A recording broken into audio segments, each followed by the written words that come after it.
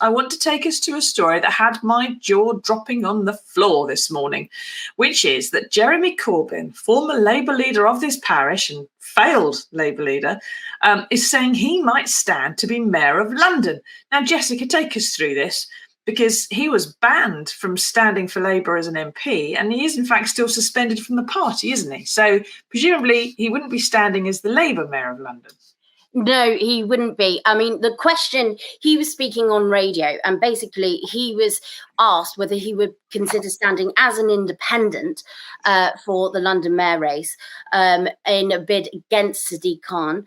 And he has come down with the sort of very politician's favourite answer of being a bit on the fence, but so on the fence that we do need to worry what exactly the answer is. So he basically come down and said, he wouldn't rule anything in or anything out, which is effectively political talk for I'm quite fancying doing that, actually. That might be quite good. So this is a situation in a minute. So if he'd be running as independent, obviously, as people know, he has been a London MP for decades now. So 40 years, I think.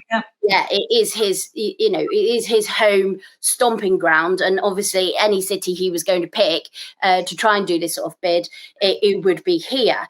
I mean, interestingly, obviously, this is the sort of path that Andy Burnham took, who previously ran against him in the leadership race way back when Corbyn first came there. So he's doing that up in Manchester, and it's worked well, and as an alternative sort of route to power there. But the question here is, what would it mean for London and for Corbyn? Obviously, as we know, Corbyn's got such a huge following behind him, his sort of momentum team behind him. And actually, this morning, when we first sort of mentioned this, my first sort of thought was, you've always got to be careful what you say, because momentum are very, very vocal. And then I thought, actually, before I've even formed an opinion on what I think about his, how to do as London mayor, that was one of my first thoughts. And actually, before even thinking the good and the bad of what he would do, I was thinking that's actually a negative thing. What we don't need in this city, but also in the country as a whole, is more divisiveness and more very vocal divisiveness, and having that kind of sort of animosity. I feel like there's so much of that at the moment that I just want to say, yes, we can have left ideas, we can have other ideas, but let's not be, we don't need to be aggressive to those who think differently to us. And I share a lot of his views, so I'm not saying that, but I'm just saying I think, I'm not sure whether this is the best move for London, because we don't want to be embroiled in a kind of against this race where there's a lot of important issues to be discussed that need to get done, and we're already a very liberal city in my view. I believe I stand corrected. I mean, obviously there's things that need to be improved, but obviously we were London was overwhelmingly Remain. We've had lots of campaigns. We are very multicultural. But I mean, obviously improvement is needed. But do we want to have that divisive row overtake everything else in the city and all the other big issues? Because that's the way I fear it could go. Because when you get somebody who's very extreme, extreme's the wrong word because that has negative connotations, but when you get someone who's very in line with one particular side, you're going to get people on the other side, and it's going to become about that rather than about best policies. I think he's accurate, because he's probably not mainstream. I think anyone would say that he was. Now, the thing is, what do you think, everybody? Do you think Jeremy Corbyn should make a comeback? Do you think we need him? Do you think there is a space for Jeremy Corbyn? Do you think he has enough support in London? Because momentum has kind of faded away. They have become a bit less vocal in the last few years, probably because their poster boy has lost a couple of times. Kazi says, oh my lordy, Corbyn for mayor, oh my lordy, get him out of it quick. It was something that there are a lot of people in London who would be furious about him standing for mayor, as much as they would be supportive. Whether he's got enough support still concentrated in one place to get elected, I don't know. But this must be Keir Starmer's worst nightmare. Mike says Jeremy Corbyn could take some votes from Sadiq Khan, but surely not enough to harm his chances. The Tory candidates don't seem anywhere near popular enough. They're very out there, aren't they? So, I mean, this must be Keir Starmer's worst nightmare, though, because it'd be like having David Cameron having Boris Johnson as Mayor of London, which was constant to and fro, or just about anybody having Andy Burnham as Mayor of Manchester. You know, it's a job that has a lot of autonomy, the ability to cause a massive stink for the government of the day, whichever side you're on. And it's pretty well known that Starmer and Corbyn are opposite ends of the spectrum. They do not get on at all. How are they going to work together in London's best interests, which is what they would have to do? And that's a very good point. And like you say, broadening out from London, even just the effect it will have on Keir Starmer and the strength of his leadership. Because obviously it was, whatever everybody thinks of Corbyn and what his policies were, there's no doubt about it that he kind of set Labour back quite a long way after the massive defeat around the time of the last sort of general election before then. And then when Keir Starmer came in, it was a hope that we were moving back towards sort of where Labour is potentially really a viable opposition to the Tories for the next general election, which we're still actually waiting for. But even now, you know, he's had a lot of criticism, Keir Starmer. There's Angela Rayner waiting in sort of wings and got a lot of support as well. And yes, Labour's in a very, very strong position for the next election with the current state of things and the popularity of the Tories, rightly so, at absolute bottom. But it's what the question is, you don't want Keir to look weak in this time when it is still important that Labour keeps this stronghold that it's got at the moment and keeps the sort of advantage that it's got at the moment. And it could quite easily, like you say, turn into a Corbyn and Keir Starmer show and the sort of bickering between them, and anything that sort of reduces Keir Starmer's ability to lead and being seen as an effective leader could actually then have a bigger effect on the general election and Labour's chances.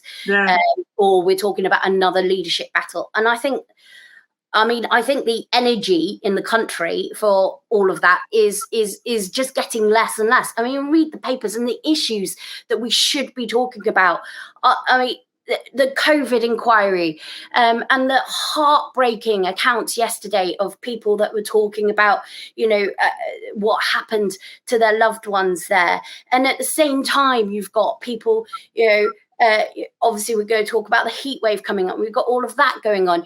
And yet, it seems that the focus becomes very much on this sort of squabbling between, various different elements of parties, whichever party we're talking about. And it does seem like the appetite for that we've had a lot of years of squabbling and internecine warfare. It seems to have just sort of, no one really wants this anymore. What do you think, everybody? Do you think Corbyn should just retire gently into the distance?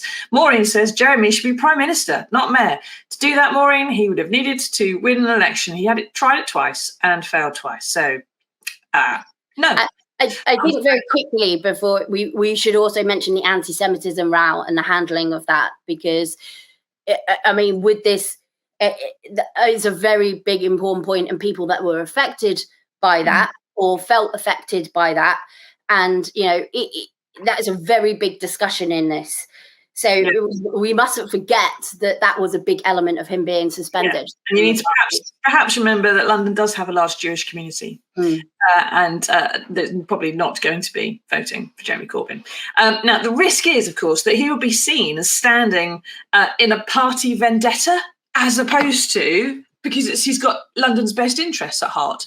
If you don't like, for example, if you're a Londoner and you don't like Sadiq Khan's expansion of the ultra-low emission zone, just you wait until the old granddad at the allotment starts making rules about the traffic, because I think you'll find that Jeremy Corbyn's ULEZ is going to be an awful lot more autocratic. Now, Corbyn might want to get at Starmer, cause them a bit of a headache. But does he really want to rule, do you think, Jessica? I mean, do all the hard work, have all the scrutiny. He didn't like it the first time round, more than anything else. He's not a young man. This is just stirring the pot, isn't it, rather than a serious run of power?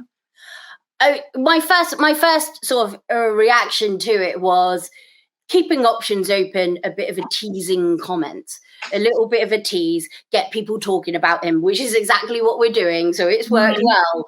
And that was my first reaction to this. And I think I'll probably sort of stay at that level until any more indications come up that he's seriously thinking about this. It is an intriguing idea of what he would do if he did come and he did win. I don't think that is something that would happen at the moment, but I may be reading the mood wrong. I'm trying to think of the London mood at the moment. And obviously, Labour's had some very strong victories in the recent by-elections. I know down in Wandsworth, obviously, they got that seat, which was fantastic. I think there's a lot of love for Labour. I don't think there's enough dislike in Labour to go to Corbyn in London per se in rebellion to it. I don't think Starmer's weak enough that would happen. So I don't think it will be an issue. But on the other side, I mean, I remember when Corbyn had first got the leadership, and we were at the Mirror Labour Party, which was up at the Labour Party conference. We throw a party each year, and it's all the Labour people come and stuff. And the excitement for Corbyn arriving is something that has not really been seen with other leaders. The excitement was, I mean, I wasn't around in the time of Blair first getting in, so I don't know if it was like that then, but the hysteria and excitement, it was like Harry Styles was arriving, by the way some people were reacting amongst the MPs of his own party. Wow. That was never properly explained as to why that really happened. It was a strange situation. Keir Starmer certainly doesn't produce the same reaction at the Mirror Party, it's got to be said. Last time I think he turned up in his pajamas almost, ready for bed. Now, we'll have to see, but Starmer is giving a speech today in which he's saying, it's my government's mission to make sure that you don't have to change who you are in order to get on, he says in his speech. Well, if Jeremy Corbyn's going to get on, he doesn't have to change who he is then, does he, Keir?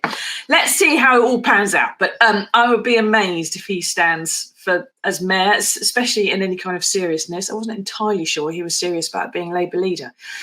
So we'll have to just find out how things will go.